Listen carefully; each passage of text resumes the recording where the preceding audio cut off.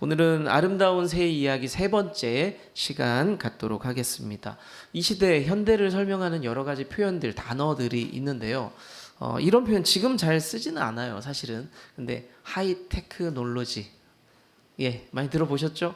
최첨단 과학 시대. 근데 이 말을 이제 다른 식으로 좀 풀어 설명하자면 4차 산업혁명, 반도체, AI, 뭐 항공 우주 산업, 뭐 이런 말로 대체해서 좀 표현할 수 있을 것 같습니다. 근데 이 최첨단이라는 말이요, 굉장히 상대적이에요. 그렇지 않은가요? 제가 옛날 컴퓨터 광고 한번 봤거든요. 최첨단 컴퓨터 486 시대를 열다.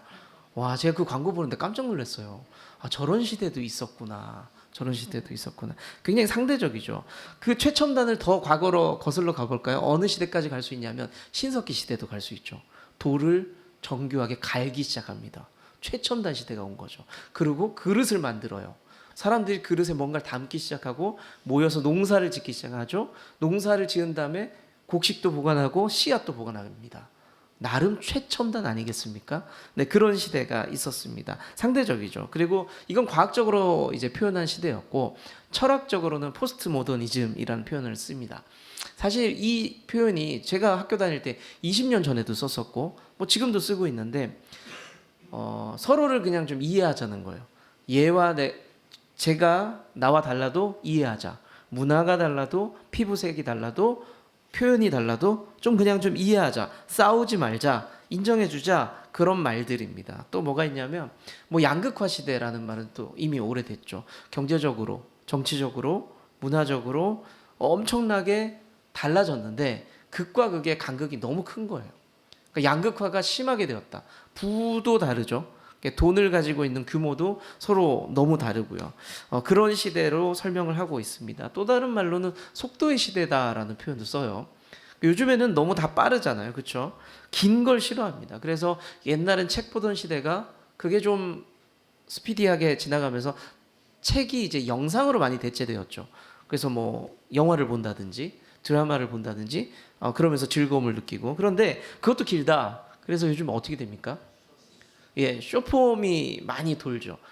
쇼츠, 릴스 하면서 사람들이 그 1분의 도파민에 절여지기 시작하는 겁니다.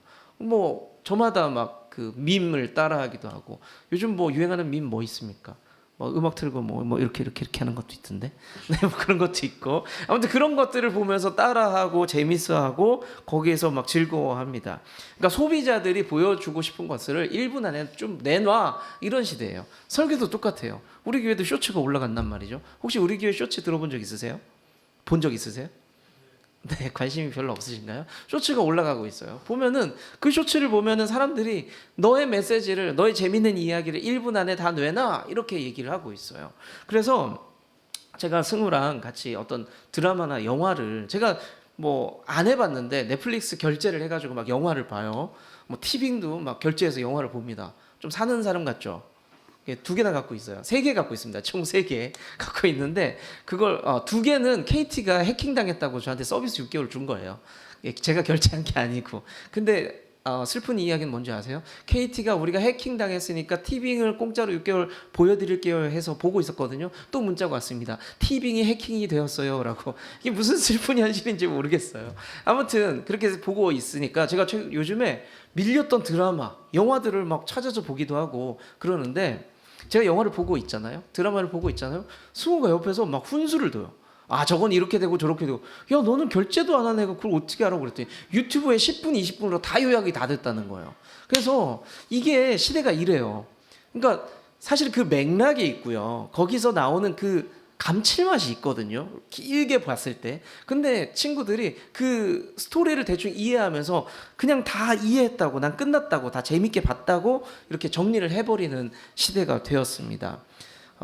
짧은 영상을 그렇게 보면서 많은 사람들이 뭐라고 얘기하냐면 효율을 얘기해요. 아, 긴 건데, 사실 긴 책인데 요즘 책도 요약해주는 사이트들이 있거든요. 구독하면, 돈 내면. 그래서 책 한 권을 뭐 얼마만큼 요약해주고 그런 게 있습니다. 사람들이 그걸 뭐라고 하냐면 효율이라고 얘기해요. 아, 내 긴 시간을 저게 다 소비할 수 없어. 나는 빨리 보고 좀 그냥 끝내고 싶어. 이렇게 이야기를 하거든요. 근데 저는 사실 길지만 그 드라마를 보고 맥락을 살피면서 보는 그 느끼는 즐거움이 사실 있거든요. 있지 않으세요? 그 책을 보거나 드라마를 보거나 좋아하는 것들 볼 때 그런 얘기 들어본 적 있어요. 막 먹는 걸 좋아하는 분들은 막 먹으면서 점점 슬퍼진대요. 왜요? 들어본 적 있으시죠? 왜? 맛있는 음식이 줄어들고 있어서. 아니 그거 절대 모르세요? 그런 느낌? 예, 그런 분들이 있대요. 근데 드라마나 책도 똑같아요. 막 보는데 책장이 얇아지고 있어. 시간이 회차가 넘어가고 있어. 어떤 마음? 마음이 막 아쉬워. 벌써 내가 이만큼 봤네? 막 이런 마음들이 있어요. 저도 최근에 드라마 김부장이라는 드라마를 보면서 내가 거의 끝이 다 가고 있네. 너무 아쉬워. 막 그런 마음들이 있거든요. 네, 누구나 그런 마음들이 있습니다. 그런데 요즘 효율을 얘기해요. 나 8시간 투자할 수 없어 드라마에. 1시간 안에 끝내겠어. 그러면서 유튜브를 찾아봅니다. 그런데 그게 효율적으로 보이지만 우리 청소년들이나 청년들, 어른들도 그럴 거예요. 잘 아실 겁니다. 진짜 1분짜리 영상이 효율적인가요? 그걸 60개 봐요. 120개를 봅니다. 그러면서 해가 뜨는 걸 봐요, 애들이. 쇼츠를 보는데 2시간, 3시간을 본다니까요. 과연 이게 효율이냐에 대해서 생각해 볼 필요가 있다는 거죠. 이런 감각에 익숙해지다 보니까 무슨 문제가 생기냐면 우리 안에 진득함이, 기다리는 것들이 없어져요. 기다려주지를 못합니다. 그런 세대 부모들이 이제 자녀들을 양육하면서 또 자기의 아이들을 키워가면서 무슨 문제가 생기죠? 못 기다려주니까 다른 아이들을 막 보면서 비교하기 시작하는, 우리 애는 왜 저런 거야? 우리 애는 도대체 왜 이런 거야? 라고 하면서 3살짜리 5살짜리 아이를 보면서 막 그 조바심이 내고 막 성급하게 다그치기도 합니다. 남녀 문제도 똑같아요. 효율을 따지면서 이제는 스펙, 여러 가지 요건들을 따집니다. 조건들을 따져가죠. 그러니까 왜 그러냐라고 봤더니 저 사람과 이렇게 만나서 그 긴 시간을 보내면서 감정 소비하는 게 싫다는 거예요. 빨리빨리 저 사람을 파악해서 그렇게 좀 결단을 내고 싶다는 겁니다. 서로 맞춰가고 희생하고 배려하고 기다리고, 이것을 비효율이라고 생각을 한다고 하더라고요. 사실 예전에 여러분들 우리 어른들 연애할 때 생각하면 그렇게 따졌으면 결혼 대부분 하기 좀 쉽지는 않았겠죠. 쉽지는 않았을 겁니다.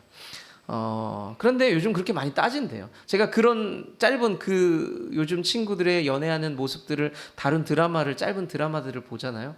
그걸 보면서 저렇게 하면 결혼하겠나? 이런 생각이 들었어요. 사실 너무 많은 것들을 따지고 고민하고 그리고 빨리 칼같이 정리를 해버리더라고요. 네, 사실은 이런 행태가 신앙 안에도 있어요. 빨리 결정하고 빨리 판단해버리고, 기독교 못 믿겠네, 안 되겠어, 이렇게 정리를 해버리는 행태가 사실은 있죠. 그런데 기독교 신앙의 핵심을 꼽으라면요, 여러 가지가 있겠지만 저는 기다림의 종교라고 저는 믿습니다. 기다리는 신앙이라고 저는 믿어요. 왜냐하면 예전의 유대인들, 구약 성경 시대를 보세요. 예전의 유대인들은요, 메시아를 간절히 기다리면서 살았습니다. 그리고 예수님 이유를 볼게요. 예수님께서 부활하시고 하늘로 올라가시면서 하셨던 말씀 중에 하나가 너희들이 본대로 내가 다시 올 거야. 이 말씀의 메시지가 뭐죠? 기다리라는 거예요. 날 좀 기다려라. 다시 올 거니까. 그래서 우리 기독교 신앙은요, 다시 오겠다는 그 약속을 붙잡고 기다리는 신앙입니다. 기다리는 신앙. 우리 신앙의 본질은 기다림입니다. 자, 지난 2주 동안요, 아름다운 새 이야기라는 내용을 가지고 2번 나눴어요. 첫 번째는 뭐냐면 순종의 이야기. 뭔가 말도 안 되는 그런 이야기들이 펼쳐질 수 있지만 우리는 순종할 수 있는 아름다운 신앙을 좀 가져보자라는 말씀을 드렸어요. 2번째는 구속의 이야기. 누군가를 자유롭게 해주는 것, 해방시켜주는 것, 짐을 덜어주고 살려주는 것, 그 이야기를 말씀을 드렸습니다. 대표적인 모습이 예수님의 구속이었다는 거죠. 그분은 우리를 살리기 위해서 그분이 아팠고 그분이 희생하고 그분이 헌신했다는 말씀을 드렸습니다. 오늘 나누고 싶은 마지막 아름다운 이야기는요, 기다림의 이야기입니다. 기다림의 이야기. 오늘 읽었던 본문에 등장하는 사람들을 통해서 우리가 어떻게 기다리며 살 거냐를 한번 잠깐 살펴보도록 할게요. 첫 번째는 우리가 침묵하면서 기다려야 됩니다. 침묵하면서. 자, 지난주 말씀까지 기억하실까요? 룻이 보아스가 자고 있는데 그 발치에서 이렇게 누워 있어요. 예쁘게 단장하고 꾸미고 누워 있습니다. 자, 그런데 보아스가 눈을 떴죠. 둘은 굉장히 지금 어색한 상황입니다. 그때 보아스와 룻의 모습과 말들이 기록된 부분이 13절과 15절에 기록되어 있는데요. 그 부분을 제가 편집해서 한번 올려봤어요. 한번 같이 읽어볼게요. 시작. 아침까지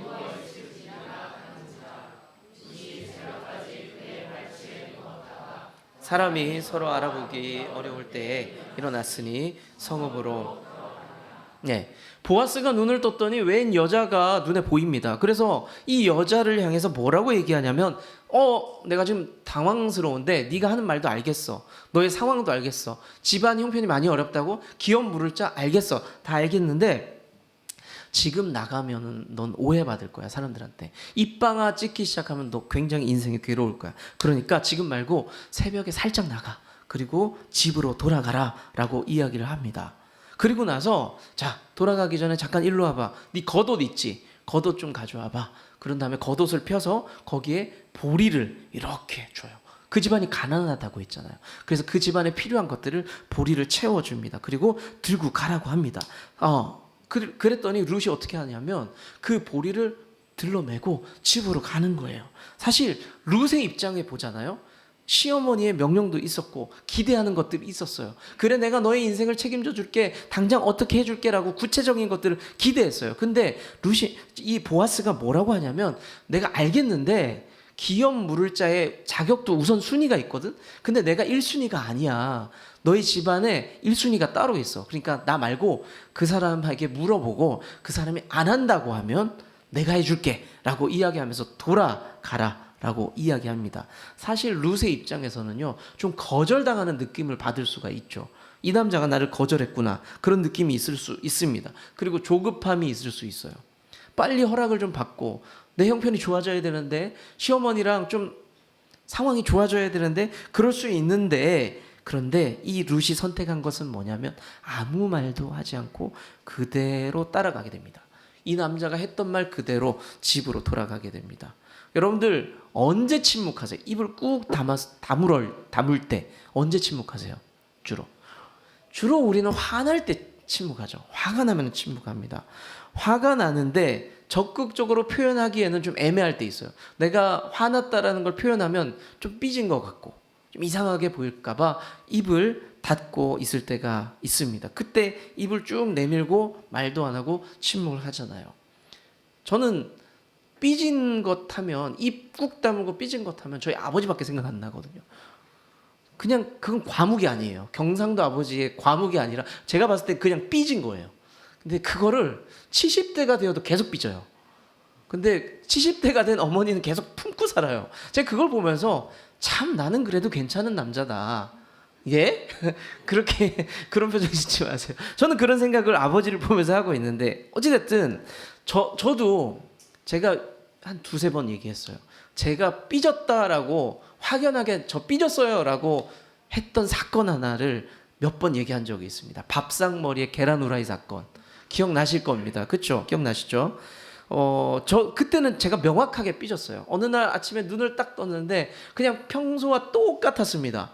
저희 집 오늘도 아침 밥상을 보니까 반찬이 6개인가 7개 되더라고요. 보통 반찬이 이렇게 깔리고 그날도 그렇게 밥을 먹고 있는데 제가 아침에 머릿속에 혼자 생각했어요. 계란 후라이 먹고 싶다. 계란 후라이 먹고 싶다. 계란 후라이가 자주 올라오는 편이었어요. 근데 그날 계란 후라이가 없었습니다. 그럼 어때요? 그냥 먹으면 되잖아요. 근데 화가 나요. 근데 제가 아내한테 나 계란 해줘 라든지 나 계란 먹고 싶어 라든지 말을 했다 안 했다? 안 했다. 그냥 화가 나요. 이게 무슨 사춘기입니까? 그냥 막 화가 나서 그냥 입 꾹 다물고 그냥 밥을 막 이렇게 먹는 겁니다. 제가 일종의 밥투정을 하고 일종의 시위를 한 거죠. 이게 사실은 지금 생각해 보면요, 제 인생 최고의 삐짐 사건이에요. 아내와 함께 20년을 살면서 제일 크게 삐졌던 건데, 지금 생각해 보면요, 이게 정상은 아니에요. 이 정상입니까? 이런 남자의 모습이? 비정상이죠. 그렇죠? 근데 제가 나 계란 후라이 먹고 싶은데 이게 말을 하면 이상해질까봐 말을 안 하고 그러고 그냥 꾸역꾸역 밥을 먹었던 기억이 있습니다. 제가 이렇게 말하니까 아는 거지 아들들도 몰랐고 제 아내도 몰랐던 사건입니다. 근데 제가 얘기를 한 거죠. 그리고 나서 우리가 화나고 시위할 때 말고 언제 또 침묵해요? 네, 예, 에어컨이 청소를 완료했다라고. 네, 쟤는 말을 하네요. 저렇게 말을 하네요. 네, 언제 우리가 또 말을 하지 않죠? 시위할 때 말고 그 말을 잘 들을 때, 순종할 때 우리가 말하지 않아요.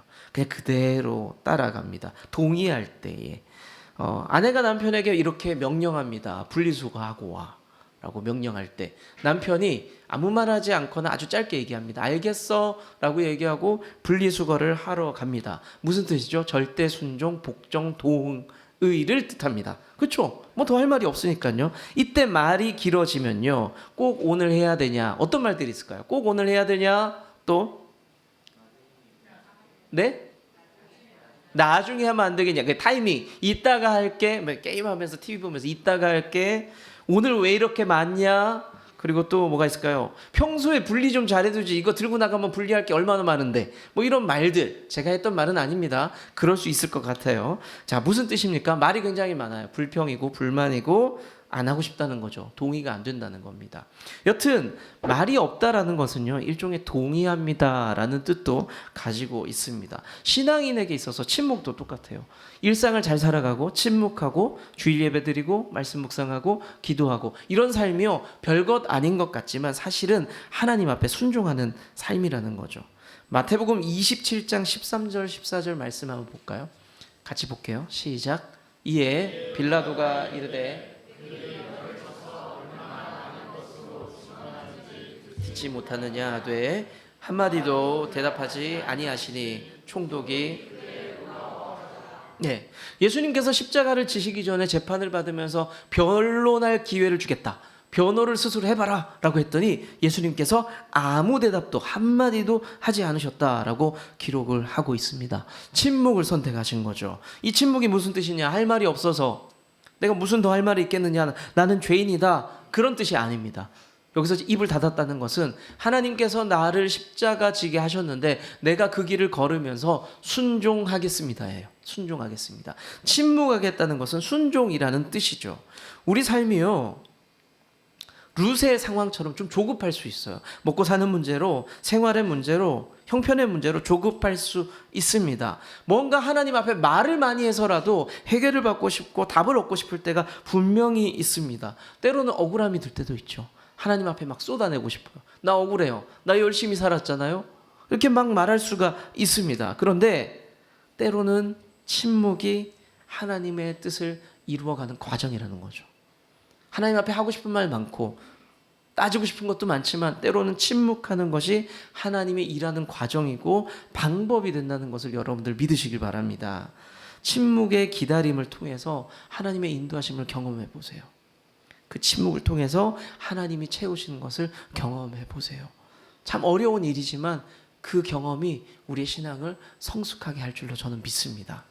두 번째, 우리가 어떻게 기다리느냐, 기대하면서 믿음을 가지고 그렇게 기다릴 필요가 있습니다.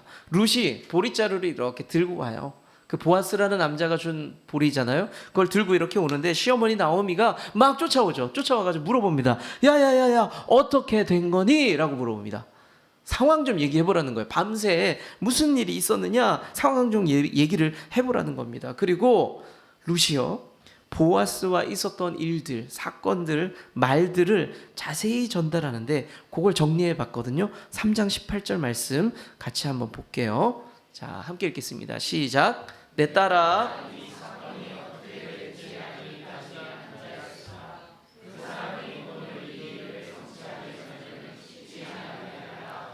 예, 나오미가 한 말입니다. 그 얘기를 다 듣고 나서 이렇게 나오미가 얘기를 합니다. 근데 이 말에는요, 두 가지가 포함되어 있습니다. 불확실함과 어떠한 기대가 있어요. 두 가지가 있어요. 불확실함과 기대. 일이 어떻게 될지는 모르겠지만 보아스의 성품으로 봐서는 뭔가 될 것 같아. 무슨 일이든 일어날 것 같아. 그러니까 좀 기다려보자 라고 하는 거예요. 상황은 잘 모르겠어, 어떻게 될지. 그렇지만 기다려보자. 나오미라는 여자가요, 우리가 1장을 통해서 봤잖아요. 여리여리한 여자가 아니에요. 조용조용한 여자가 아닙니다. 남편 죽었죠? 아들 죽었죠? 제 난감한 상황일 때에 고민하다가 내가 내 고향으로 돌아가자. 거기는 먹고 살만하니까 베들레헴으로 돌아가자라고 이야기를 하고 며느리 둘을 다독였던 사람입니다. 보통 사람은 아니에요. 그런데 이번에는요, 이 나오미가 기질이 이런데 보통 어려움이 오잖아요. 이런 기질인 사람은요, 기질대로 살아가요. 전략을 짜고 내가 이렇게 해야 되겠지. 돌격 앞으로를 준비한다는 거죠. 그런데 이 순간에 나오미는요, 상황을 주도하지도 않고요, 자기의 수완과 방법을 동원하지 않아요. 보아스를 신뢰하면서 기다리기로 합니다. 우리 한번 기다려보자. 방법, 수완을 동원하지 말자. 기다려보자. 이때 나오미가 기다렸다는 것이요, 무능하다거나 무기력한 게 아닙니다. 보아스, 내가 알고 있는 그 보아스를 향한 신뢰와 기대가 있었고, 하나님 뭔가 하실 거야 라는 막연하지만 기대들이 있었다라는 거거든요. 자, 불확실한데 마냥 기다린다는 게 쉬울까요? 불확실할 때 그냥 가만히 있는 거, 이거 굉장히 불안하고 어려운 일이죠. 여러분들이 어려움이 있어요. 뭔가 문제가 있습니다. 도움을 막 구하러 다녀야 됩니다. 사람들한테 도움을 받으러 구하러 다녀야 돼요. 그런데 한 곳에만 도움을 구하면서 그냥 기다리는 사람들이 많아요? 아니면 여러 곳을 찔러 보면서 기다리는 사람이 많습니까? 전자예요, 후자예요? 보통은 후자가 훨씬 많죠. 여러분들이 아주 쉽게 50만 원이 필요한데 한 곳에만 얘기하는 것과 한 5명에게 얘기하는 것, 5명에게 얘기하겠죠. 그래서 어느 곳이든 이렇게 줄 수만 있다면 내가 그걸 받으면 되겠다, 이런 생각들을 하죠. 그게 보통 정상입니다. 자기의 수단과 뭐 어떤 인맥들을 동원을 다 해서 방법을 찾아가려고 하죠. 이게 정상입니다. 그런데 아이들을 한번 가만히 보세요. 아이들 뭐가 필요해요. 나 이게 너무너무 갖고 싶어요. 그런데 그 물건이 필요하다고 어떻게 하는지 잘 보세요. 딱 이렇게 얘기합니다. 엄마는 아빠한테만 얘기해요. 내가 그게 너무너무 필요하다고, 사실은 그게 너무너무 필요하다고 엄마 아빠한테도 얘기하고, 교회에 와서는 집사님들 붙잡고도 얘기하고, 옆집 아저씨 만나면서도 얘기하고, 그런 애는 별로 없어요. 그런 애를 보면 여러분들 무슨 생각 드세요? 엄마야, 얘 봐라, 이런 생각 들잖아요. 이게 비정상이에요. 비정상. 근데 보통의 아이들은 엄마 아빠한테만 얘기를 해요. 왜 그러냐면 그 엄마 아빠를 향한 기대가 있거든요. 된다라는 기대가 있거든요. 우리가 그렇게 얘기하고 그 아이는 다만 엄마 아빠가 해줄 건데 다만 때만 기다리는 거예요. 언제 해줄지 모르죠. 그러니까 계속 조르는 거예요. 언제 해줄 거야? 언제 해줄 거야? 가끔은요, 믿음이라는 것이 이렇다는 거죠. 여러 곳을 찔러보는 게 아니에요. 언제 해줄지는 모르겠지만 한 곳만 바라보고 이야기하고 기다리는 것. 기대 가지고 기다리는 것, 그것이 우리의 믿음일 때가 있습니다. 사실 효율만 따지면요, 여기저기 찌르는 게 맞잖아요. 승우야 500원만, 지호야 500원만, 승민아 500원만, 예람아 500원만, 이렇게 다 찔러 놓으면 언젠가 누구 하나는 걸리겠지, 이런 생각할 수 있잖아요.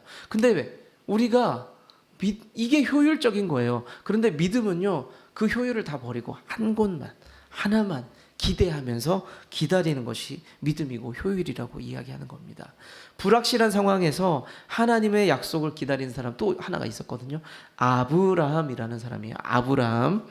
나이가 들었고 후손이 있어야 되는데 애가 없는 거예요. 그래서 아브라함이 와이프 되는 사라한테 이렇게 이야기를 합니다. 우리가 방법을 좀 만들어 봐야 되지 않을까? 좀 고민을 좀 해봐야 되지 않을까? 그래서 어떤 방법들이 나오냐면, 우리 둘 사이에 아기가 안 생기잖아. 그러니까 여종을 부르자. 여종을 불러서 그 아이를 통해서 애를 낳는 건 어떨까요? 이런 이야기를 합니다. 아니면은 우리의 재산을 누군가에게는 물려줘야 되니까, 자손은이 없으니까 이 재산을 그냥 가장 성실한 종한테 물려줍시다. 우리 일꾼한테 물려줍시다 라고 이야기를 합니다. 여러 고민 중에서 아브라함에게 하나님이 갑자기 찾아옵니다. 뭐라고 말씀하시냐면, 일로 나와봐. 저 하늘의 별을 봐라. 저만큼 너에게 자식을 줄 거야. 자손을 줄 거야 라고 이야기를 합니다. 이게 지금 말이 안 돼요. 말이 안 되는 이야기예요. 지금 하나도 없는데, 한 명도 없잖아요. 그런데 한 명도 없는 사람한테 뭐라고 얘기하냐면, 수많은 별들과 같은 자손을 너에게 줄 거야 라고 하나님께서 약속을 해주고 있는 겁니다. 막연하죠. 믿기가 어렵습니다. 그런데 아브라함이요, 믿어요. 그 약속의 말씀을 믿습니다. 창세기 15장 6절의 말씀 한번 볼게요. 같이 한번 읽어볼게요. 시작. 아브라함이 네, 아브라함은 믿었고 하나님께서는요 그런 아브라함을 보면서 너 참 잘했다라고 칭찬하는 부분입니다. 믿음으로 기다린다는 것은요 기대한다는 거거든요. 그냥 막연하게 기다리는 것 같지만 믿는다는 것은 기대한다는 겁니다. 그 일이 이루어질 것이라고 기대한다는 거죠. 나오미가요 미래를 내다보는 뭐 점을 치는 사람이 아니었습니다. 그런 능력은 없었어요. 그런데 보아스라는 그 남자의 성품을 봤을 때 저 사람이 저렇게 얘기했다면 분명히 무슨 일이 일어날 거야. 그러니까 우리가 한번 좀 기대해 보자. 그리고 하나님께서 우리를 통해서 무슨 일이든 하실 거야. 기다려 보자라고 이야기를 합니다. 막연하지만 불가능하지만 그것과 함께 싸우면서 하나님을 기대했던 것을 우리가 볼 수 있는 겁니다. 자, 우리 인생은 어떻게 살아가야 합니까? 막연하시죠? 눈앞에 보이는 게 별로 없습니다. 그러면 답답해요. 어떻게 걸어야 될지 잘 모르겠어요. 답답합니다. 그러면 우리는 어떻게 하면 될까요? 최상책을 하나 알려드릴게요. 오늘 두 가지 말씀드렸잖아요. 첫 번째는 뭐 말씀드렸죠? 그냥 말 많이 하지 말자. 두 번째는요? 믿음으로 기대하면서 그 다음에 기다리자. 그 두 가지를 가지고 기다려보자는 겁니다. 그게 상책입니다. 세상 사람들이 보기에는 쟤 왜 저렇게 대책이 없냐, 막연하지 않냐라고 말할 수 있지만 그 가운데서 길을 열어가실 하나님을 우리가 좀 기대해 보자는 겁니다. 내 머리로 내 계산으로는 짐작할 수 없는 그런 결과들을 기대하면서 기다려 보자는 겁니다. 우리를 사랑해서요 결코 쉬지 않는 하나님이십니다. 믿으십니까? 하나님이 여러분들 너무 사랑하셔서 지금도 쉬지 않으세요. 뭔가를 하고 있으세요. 여러분들 그게 뭔지 몰라요. 하지만 그 하나님께서 뭔가 하신다는 것을 믿고 기다릴 수 있는 우리가 다 될 수 있기를 축복합니다. 말씀 맺겠습니다. 오늘 함께 나눈 룻과 나오미 이야기를 통해서 우리가 배울 것이 있어요. 기다린다는 것이요 결코 헛된 것이 아니에요.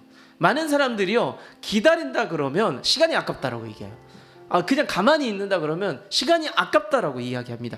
효율이 없다라고 이야기해요. 하지만 기다린다는 것이 결코 헛된 것이 아니라는 거죠. 기다린다는 것이 무능하거나 포기하는 것이 아니라는 겁니다. 룻은 이 여자는요 보아스의 말을 믿고 기다렸고 나오미는 보아스와 하나님을 믿고 또 기다렸습니다. 결과적인 이야기 말씀드릴게요. 그래서 하나님은요 이 룻과 보아스를 연결시켜요. 나중에 이 두 남자와 여자를 연결시킵니다. 그래서 어떤 족보를 완성시키냐면 다윗의 족보를 완성시키세요. 놀랍지 않으세요? 침묵하고 별거 없을 것 같았던 인생인데 그 두 사람을 통해서 하나님께서는 다윗 왕의 계보를 만들고요. 더 놀라운 것은요. 다윗 왕의 후손을 통해서 누가 나왔냐면 예수님이 나와요. 예수님까지 이어지게 됩니다. 기다림의 역사가 놀랍죠. 인내하고 기다린다는 것. 우리 삶을 통해서 하나님이 어떻게 일하실지 몰라요. 당장 내 눈에는 보이지 않을지라도요. 하나님께서 어떻게 일하실지 몰라요. 여러분들 조급한 분들 많을 거예요. 내 삶이 왜 이렇게 안 풀리지? 내 삶이 어떻게 될지 모르겠다. 그런 조급함이 있을 것 같습니다. 사업이 안 되는 분들도 그럴 수 있고 뭐 자영업자들은 마찬가지겠지만 여러 가지 삶의 요소마다 안 풀려서 힘든 분들 너무나 많은 겁니다. 그런데 그때도 하나님은 여전히 일하신다는 것을 여러분들 믿으시길 바랍니다. 하나님 여러분들 통해서 뭔가 하신다니까요. 당장 내 눈에 보이지 않아도 하나님 그 일 하신다니까요. 믿으십니까? 네. 하나님께서 앞으로 여러분들 통해서 놀라운 일들을 계속하실 겁니다. 당장 내 눈에 보이지 않더라도 내 밑에 자손들을 통해서라도 다음 세대를 통해서라도 그 일들을 할 줄로 저는 믿습니다. 너무 조급해하지 마세요. 우리가 우리 아이들 볼 때 이런 생각할 수 있잖아요. 저거 뭐가 되려고. 근데 뭐가 된다니까요. 여러분들 믿으십니까? 네. 저를 통해서 저를 보면서 저를 가르쳐줬던 교회 선생님들 뭐 지금의 신재철을 생각했을까요? 그렇게까지는 생각 못했을 거예요. 근데 하나님은 뭔가 하고 계시다니까요. 제가 뚜렷이 기억나는 게 있어요. 여러분들이 삶에 힘듦이 있을 때 저한테 이런저런 얘기하시잖아요. 사업도 안 되고 준비하는 일도 안 되고 몸도 아프고 그러면서 초조해야 하는 일들을 많이 저한테 얘기하시잖아요. 근데 우리 최진호 성도님 초조했던 시간 기억나시죠? 왜 이렇게 일이 안 들어와? 왜 이렇게 일이 안 들어와? 너무너무 힘들어했단 말이에요. 그런데 그러고 나서 서울에 또 올라가서 얼마나 많이 오랫동안 일하고 내려오셨어요. 하나님은요, 기다림의 시간을 낭비라고 보지 않으세요. 여러분들의 인생 지금 낭비가 아니에요. 하나님이 일하는 시간이고 준비하는 시간입니다. 여러분 믿으십니까? 네, 주님 다시 오시는 그날까지 그 기다림은 계속될 겁니다. 여러분들 그 기다림 속에서 쓰러지는 것이 아니라 하나님을 기대하며 승리할 수 있는 여러분 될 수 있기를 축복합니다.